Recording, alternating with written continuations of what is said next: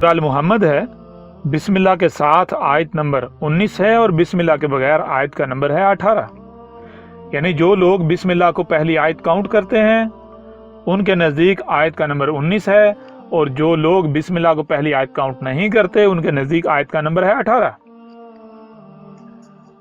सबसे पहले तो ये जहन में रखना है कि कुरान में असातीरुल अव्वलीन नहीं है, बल्कि आपका जिक्र है। लक़द अंज़लना इलैकुम किताबन फीही ज़िक्रुकुम, जो आपकी तरफ एक किताब उतारी गई जिसको आप मानते हैं ये कुरान है, रब का उतारा हुआ, इसमें क्या, इसमें आपका जिक्र है। तो जरा गौर करें यहाँ क्या बात हो रही। यहाँ जिक्र हो रहा है एक रसूल का, वो रसूल जिसको आप में उस वक्त बेस किया जाना था, यानी कुरान के नज़ूल के बाद बेस किया जाना था। तब जब रसूल को भेज कर लोगों के ऊपर हुज्जत करनी थी, उन्हें हर लिहाज से मुतनबा करना था और उन्हें कुफ्र कज़ब करना था। उसके बाद रसूल की मौजूदगी में उसका कुफ्र कज़ब करने वाले को सफ़ा हसी से मिटा दिया जाना, उस रसूल का जिक्र है। क्या लिखा हुआ है जरा गौर कीजिएगा। रसूल कह रहा है, फ़हल यंज़ुरूना इल्ला साता अन तातियहुम बग़ततन फ़क़द जाअ अशरातुहा फ़अन्ना लहुम इज़ा जाअतहुम ज़िक्रुहुम। ये आयत ये बता रही है कि रब का भेजा हुआ आया है कुरान के बाद, जब अज़ाब अजीम लोगों के सर पर खड़ा है, जिसमें लोगों को सफ़ा हसी से मिटा दिया जाना है। वो अज़ाब जिसने, यानी अस्सात की बात हो रही है, और अस्सात से पहले अशरात आनी है। तो जब अस्सात की अशरात आ जाएंगी, अस्सात की अशरात आ जाने के बाद जब अस्सात लोगों के सर पर खड़ी होगी, तो उस वक़्त रसूल आएगा, और रसूल आकर क्या करेगा, रसूल आकर हक हर लिहाज से खोल कर वाज़ेह कर देगा। वो अस्सात की तमाम जो अशरात हैं वो वाज़ेह कर देगा। जैसे कि मिसाल के तौर पर अस्सात की अशरात क्या हैं, दज्जाल यानी फितना दज्जाल, दाबातुल अर्द, दुखानिन, तुलू शम्स मिन मगरिबिहा, ज़मीन से अन्नार का निकाला जाना। ऐसे ही जितनी भी अस्सात की अशरात हैं, जब वो सारी की सारी आ जाएंगी, फिर वो रसूल आएगा और वो आकर हर लिहाज से, हर पहलू से अस्सात की अशरात को खोल कर वाज़ेह कर देगा। और लोग क्या करेंगे, लोग फिर भी नहीं मानेंगे, लोग फिर भी इंतजार में ही रहेंगे। लोग कहेंगे अभी कुछ भी नहीं आया, अभी सब का सब आना है। तो रसूल क्या कह रहा है, रसूल कहेगा फ़हल यंज़ुरूना, बस क्या है जिसका तुम इंतजार कर रहे हो, यानी तुम जिसका भी इंतजार कर रहे हो वो सब का सब तो मैंने हर लिहाज से, हर पहलू से खोल कर वाज़ेह कर दिया। वो सब का सब हर पहलू से खोल कर वाज़ेह कर दिया। वो सब का सब तो आ चुका, क्या है जो अभी नहीं आया, इल्ला सात, अस्सात है जो अभी तक नहीं आई। अस्सात क्या, वो अयाम जिन में तुम्हें सफ़ा हसी से मिटाया जाना है। जैसे कि नूह जब आया तो नूह के आने के बाद, नूह की मौजूदगी में उस कौम के ऊपर वो घड़ी आई थी जिसमें उन्हें सफ़ा हसी से मिटा दिया था। इसी तरह आगे बढ़ें तो जब हूद आया था, हूद के आने के बाद हूद की मौजूदगी में वो घड़ी आई थी, वो लम्हा आया था जिसमें उनको सफ़ा हसी से मिटा दिया गया था, निशाने बिरद बना दिया गया था। ऐसे ही जब हर रसूल आया और रसूल का कुफ्र कज़ब करने के बाद रसूल की मौजूदगी में कुफ्र कज़ब करने वालों के ऊपर जो घड़ी आई जिसमें उन्हें सफ़ा हसी से मिटा दिया गया, कहा कि वो घड़ी रह गई है, वो वक्त रह गया है, उसके अलावा कुछ नहीं रहा, सब का सब आ चुका।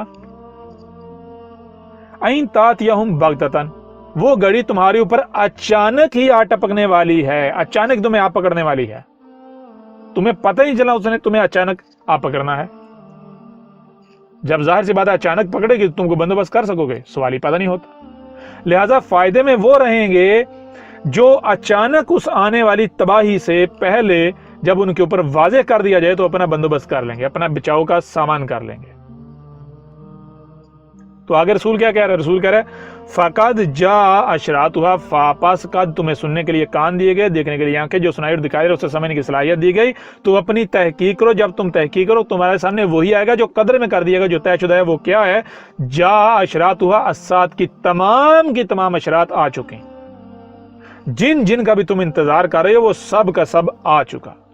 फितना दज्जाल भी आ चुका, दावतुल अर्द भी आ चुका, दुखानिन भी आ चुकी, तुलू शम्स मिन मगरिबिहा भी हो चुका, जितनी भी अस्सात की इशरात हैं वो सब की सब आ चुकी।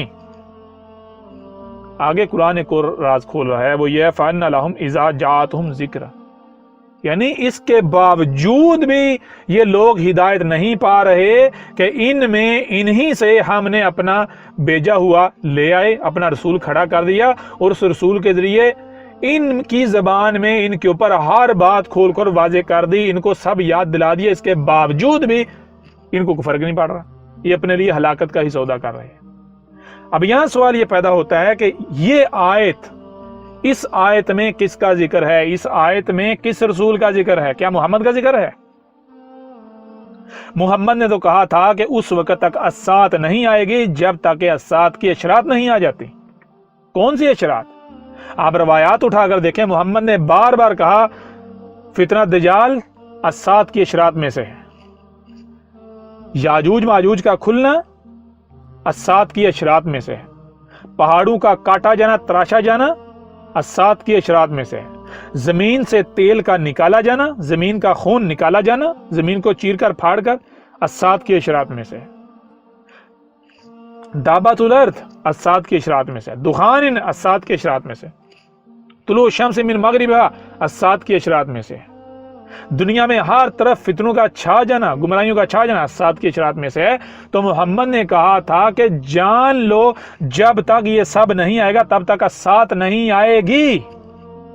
لیکن یہاں جو رسول ہے جس کا ذکر ہو رہا ہے وہ محمد کے 180 ڈگری برعکس بات کر رہا ہے۔ محمد نے کہا ابھی الساعۃ کی اشراط آئیں گی، ان میں سے کچھ بھی نہیں آیا، وہ آئیں گی، اس کے بعد الساعۃ آئے گی۔ یہ جو رسول ہے یہ کہہ رہا ہے کہ جان لو سب کا سب آ چکا، اب سوائے الساعۃ کے کچھ نہیں رہ گیا، اور وہ تمہارے سر پر کھڑی ہے، اچانک ہی تمہیں آپ پکڑنے والی ہے، اور اسی سے تمہیں کھول کھول کر متنبہ کیا جا رہا ہے۔ ٹھیک ہے،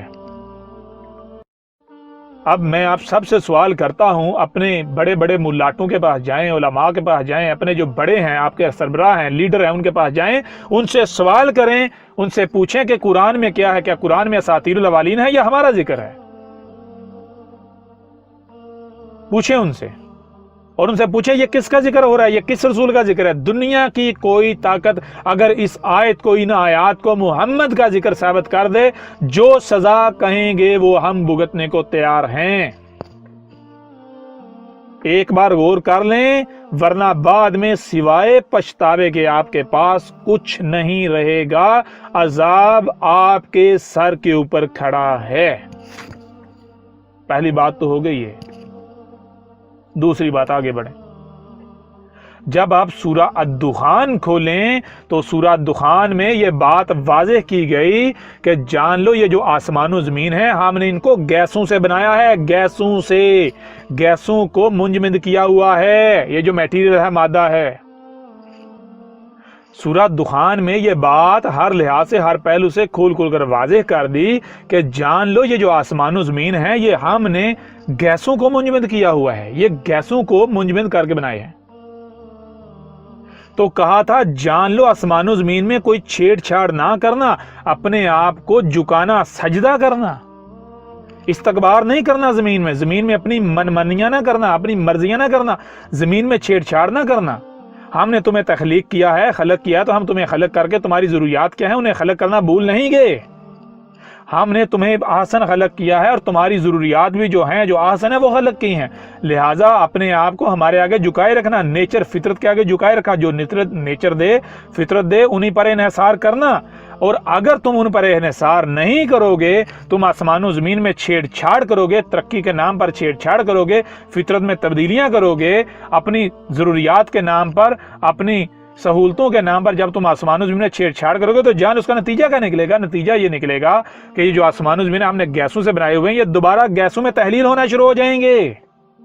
جب تم مادے کو، میٹیریل کو، زمین کی اشیاء کو کیمیائی عوامل سے گزارو گے، کیمیائی پروسیس سے گزارو گے تو گیسیں خارج ہوں گی، تمہارے کرتوتوں کی وجہ سے گیسیں خارج ہوں گی، پھر آہستہ آہستہ ایک وقت آئے گا وہ گیسیں پوری دنیا کی فضا میں بھر جائیں گی، ان سے موسموں کا نظام درہم برہم ہو جائے گا، طرح طرح کی بیماریاں جنم لیں گی، وبائیں آئیں گی، اموات کی ریشو بڑھ جائے گی، تمہیں طرح طرح کی ہلاکتوں کا سامنا کرنا پڑے گا۔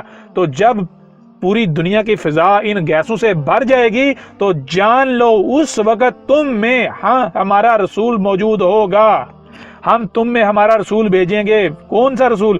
موسیٰ کی نسل ہوگا وہ. یعنی اس کو تم اس طرح جان سکتے ہو، اس طرح پہچان سکتے ہو، وہ موسیٰ کی نسل ہوگا. مطلب یہ کہ جیسے موسیٰ آیا تھا، اس نے ہاتھ کھول کر واضح کیا، اس نے متنبہ کیا، لیکن نہیں مانا گیا، اس کا کفر و کذب کیا گیا. تو کفر و کذب کرنے والے کے ساتھ کیا ہوا تھا؟ کفر و کذب کرنے والے کے ساتھ یہ ہوا تھا کہ ان کو بڑا عذاب دینے سے پہلے، صفاسی سے مٹانے سے پہلے چھوٹے عذاب دیے گئے. کون سے عذاب؟ مینڈکوں کا عذاب، جوؤں کا عذاب یعنی کیڑوں کا، ٹڈیوں کا عذاب. پھر یہ وبا آئی، وہ پھر بھی نہیں مانے، انہوں نے پھر بھی غور نہیں کیا کہ یہ عذاب تو تب آنے تھے جب رسول موجود ہونا تھا. وہ پھر بھی نہیں انہوں نے غور کیا، وہ پھر بھی اپنے کفر و کذب پر ڈٹے رہے، اپنے ملاٹو کے پیچھے چلتے رہے. تو نتیجہ کیا نکلا؟ نتیجہ یہ نکلا کہ پھر ہم نے آل فرعون کو غرق کر دیا، صفحہ ہستی سے مٹا دیا. ٹھیک ہے؟ لہذا آج غور کرو، کیا تمہیں سے احمد عیسیٰ نہیں آ گیا؟ احمد عیسیٰ کے آنے سے پہلے پوری دنیا کی زمین ان گیسوں سے نہیں بھر چکی جو تم نے آسمان و زمین میں پنگے لیے، چھیڑ چھاڑ کی؟ ان کے سبب آسمان و زمین کے جو گیسوں کی تہیں، ان میں تمہارے اپنے ہاتھوں سے کیے مفسد اعمال کے سبب خارج ہونے والی گیسیں بھر نہیں چکی تھیں؟ احمد عیسیٰ نے آ کر تمہارے اوپر حق کھول کر واضح نہیں کر دیا، متنبانی تمہیں کر دیا، اور پھر تم کفر و کذب ہی نہیں کر رہے. اور پھر بالآخر آج کیا آ رہا ہے؟ وبا آئی، کرونا کی آئی یا نہیں آئی؟ پوری دنیا کو اس نے نقشہ بدل کر رکھ دیا. آئی یا نہیں آئی؟ ٹڈیاں آ رہی یا نہیں آ رہی؟ طرح طرح کے وہی عذاب، اسی طرح کے عذاب جو آل فرعون پر موسیٰ کی موجودگی میں آئے، وہ آ رہے یا نہیں آ رہے؟ سورہ دخان میں تمہارے اوپر واضح کر دیا گیا کہ جان لو، تم میں ٹڈیاں اس وقت آئیں گی جب تم میں ہمارا رسول موجود ہوگا. یہی بات تم کو بائبل میں بھی ملے گی، جو کہ بگاڑ دی گئی ہوئی ہے. آج بھی اس کے اثرات موجود ہیں. عیسیٰ نے کہا تھا، جان لو آخری وقت میں کب آؤں گا؟ تب جب ٹڈیاں آئیں گی، جب وبائیں آئیں گی، اس وقت میں موجود ہوں گا. مجھے پہچان لینا. احمد عیسیٰ کون ہے؟ کیا آپ احمد عیسیٰ کو جانتے ہیں؟ احمد عیسیٰ وہ ہے جس نے ان باتوں پر سے پردہ اٹھایا ہے جس پر آج ہر کوئی اختلاف کر رہا ہے. حق اور باطل کی پہچان اب انتہائی آسان. آج ہی الکتاب کو ڈاؤن لوڈ کریں. مزید ویڈیوز کے لیے احمد عیسیٰ کے یوٹیوب چینل کو وزٹ کریں اور چینل کو سبسکرائب کرنا مت بھولیے گا.